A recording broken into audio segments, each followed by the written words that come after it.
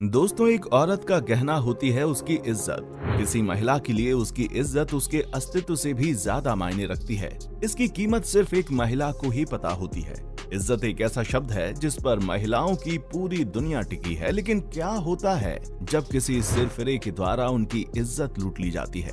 जरा सोचिए, रेप के बाद उन महिलाओं पर क्या गुजरता होगा। दोस्तों, जब किसी महिला के साथ रेप होता है तो ये इतना दर्दनाक होता है कि उस महिला के अलावा शायद ही कोई उस दर्द का एहसास कर सके। अपनी शारीरिक भूख को पूरा करने या गंदी मानसिकता के कारण कुछ लोग ऐसे कुकर्म करते हैं जो किसी महिला की सारी जिंदगी बर्बाद कर दे। रेप के बाद भी विक्टिम को ऐसी प्रॉब्लम्स फेस करनी पड़ती हैं जो बहुत ही दर्दनाक होती हैं। दोस्तों, रेप के बाद महिला के साथ होने वाले मेडिकल टेस्ट की खौफनाक दास्तां सुनकर आपका इंसानियत पर से भरोसा उठ जाएगा। ये टेस्ट रेप से भी ज्यादा दर्दनाक होता है। इसके बारे में कहते हैं कि यदि रेप फिजिकल वायलेंस है तो ये टेस्ट मेंटल टॉर्चर है। दोस्तों, आज के इस वीडियो में हम आपको सोसाइटी के द्वारा रेप विक्टिम के साथ की गई यातनाओं से रूबरू कराएंगे। साथ ही आपको ये भी बताएंगे कि इसकी जांच कैसे की जाती है। लेकिन उससे पहले आपसे एक रिक्वेस्ट है कि आप हमारे चैनल को सब्सक्राइब करके बेल आइकन को ऑन जरूर कर लें। तो चलिए शुरू करते हैं। दोस्तों, कहने को तो हम मॉडर्न दुनिया में रहते हैं जिसमें लड़कियां लड़कों से किसी भी फील्ड में पीछे नहीं हैं। फिर फील्ड चाहे कोई भी हो, लड़कियों को हर जगह बराबरी का दर्जा मिल रहा है। लेकिन आज भी कुछ लोग हैं जो लड़कियों को आगे बढ़ता नहीं देख पा रहे हैं। वो आज भी उनको सिर्फ एक गुलाम मात्र ही मानते हैं। और इसी सोच के चलते हमारे समाज में कुछ लोग ऐसी विकृत मानसिकता वाले भी हैं जिनके लिए एक लड़की की इज्जत कोई मायने नहीं रखती। वो उन्हें बस हवस मिटाने का जरिया समझते हैं। इसी कारण आज हमारे समाज में बलात्कार के इतने मामले आते हैं। ये हमारे समाज का एक ऐसा काला सच है जिसे ना चाहते हुए भी हमें मानना पड़ता है। बलात्कार किसी भी लड़की के लिए मौत से पहले मरने के समान होता है। बलात्कार जैसे शब्द से ही अनुमान लगता है कि बलपूर्वक किया गया काम। अक्सर बलात्कार शब्द का प्रयोग उस जगह किया जाता है जहां 18 वर्ष से कम आयु की लड़की के साथ जबरदस्ती उसकी इज्जत लूट ली जाती है। हालांकि यही शब्द 18 वर्ष से ऊपर की लड़कियों के लिए भी लागू होता है। दोस्तों, बलात्कारी एक ऐसा वहशी दरिंदा होता है जिसे हर नारी में, फिर चाहे वो उसकी माँ हो या उसकी बहन, वो 6 साल की बच्ची हो या 60 वर्ष की वृद्धा, उसे मात्र अपनी हवस पूरी करने का एक जरिया नजर आती है। और इस जघन्य कुकर्म को करने के लिए कभी कभी तो वो समूह में स्त्री को अपनी हवस का शिकार बनाते हैं, जिसे कानूनन सामूहिक बलात्कार यानी कि गैंग रेप कहा जाता है। अब आप ही सोचिए, जब किसी को अपनी माँ, बहन, बच्चे और वृद्धा में सिर्फ वासना नजर आई तो उसे क्या कहेंगे?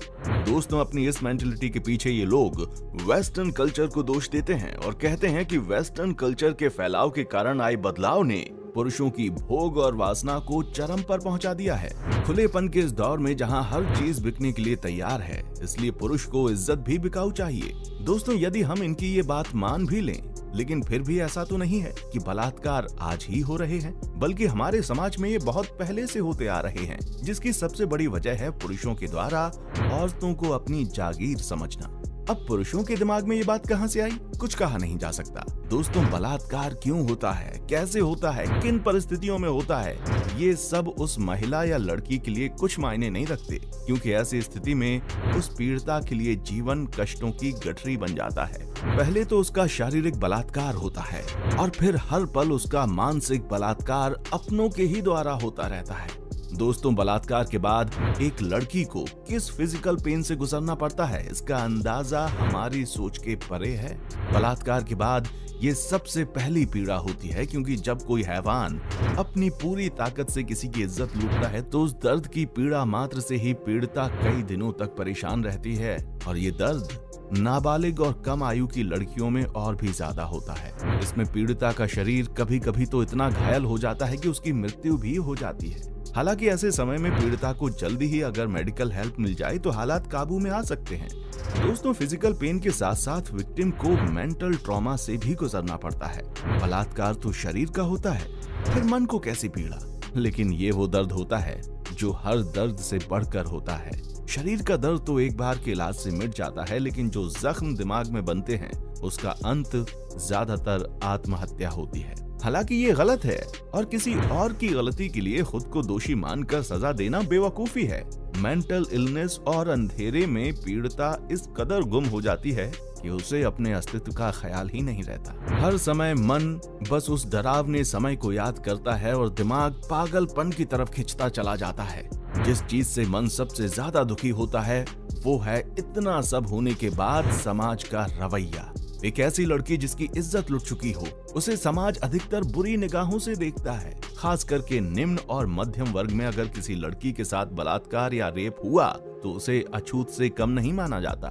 सबसे ज्यादा दोष तो समाज का है जो बार बार पीड़िता के अहम और उसके सम्मान का बलात्कार करता है। समाज इस चीज में पीड़िता की ही गलती देखता है, उसे हर जगह नीच भावना से देखा जाता है।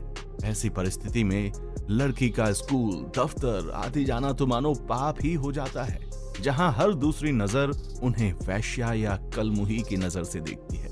ऐसे में मेंटल पेन और इलनेस होना सामान्य है। इसका परिणाम ये होता है कि एक हंसती खेलती लड़की गुमनामी के साए में या तो गुम हो जाती है या आत्महत्या कर लेती है। दोस्तों कहते हैं कि कानून अंधा होता है, उसे सबूतों की बैसाखी चाहिए होती है। बलात्कार की घटना में भी कानून को सबूत चाहिए।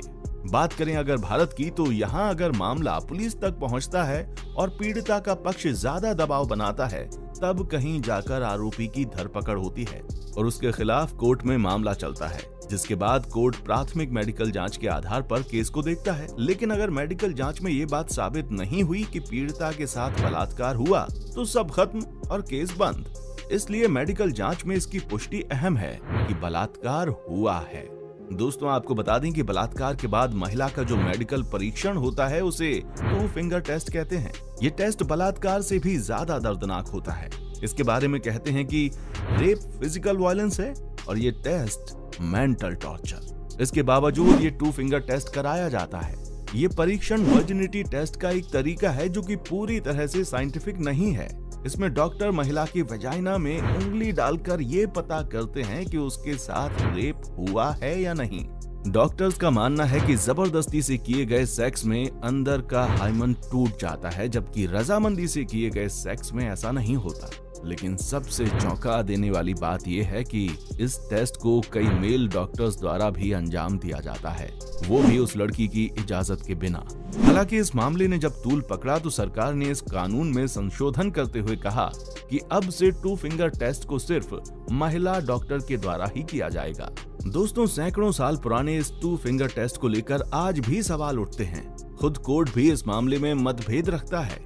कभी कोई कोर्ट इसे लागू कर देता है तो कभी इस पर बैन लगा देता है। कई बार तो 2 फिंगर टेस्ट पर भी सवाल उठते हैं, क्योंकि रजामंदी से किए गए सेक्स में भी कई बार हाइमन टूट जाने का खतरा रहता है। तो आप ही बताइए कि हाइमन के आधार पर यह कहना कि रेप हुआ है या नहीं उचित है या अनुचित। खैर, मेडिकल टेस्ट के बहाने महिला के रेप के बाद किया जाने वाला ये 2 फिंगर टेस्ट सबसे डेंजरस हैरेसमेंट है। एक बार रेप होने के बाद ये एक तरह से दूसरी बार रेप होने के बराबर है। इसके बावजूद इस पर सरकार कोई ठोस कदम उठाने में नाकाम है।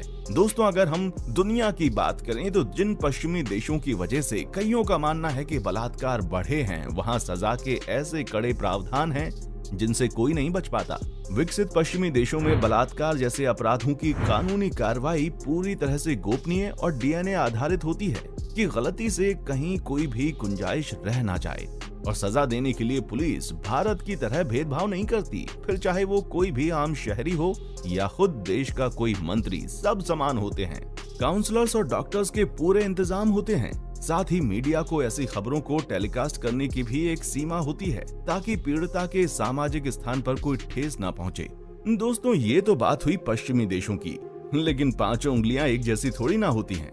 दुनिया के इस्लामी देश जैसे पाकिस्तान, अफगानिस्तान, ईरान आदि देशों के कानून बलात्कार होने पर महिला को ही दोषी मानते हैं। कई देशों जैसे अफगानिस्तान और खाड़ी देशों में तो अगर किसी लड़की का बलात्कार हो जाए तो सजा आरोपी की जगह पीड़िता को दी जाती है, और वो भी सरेआम।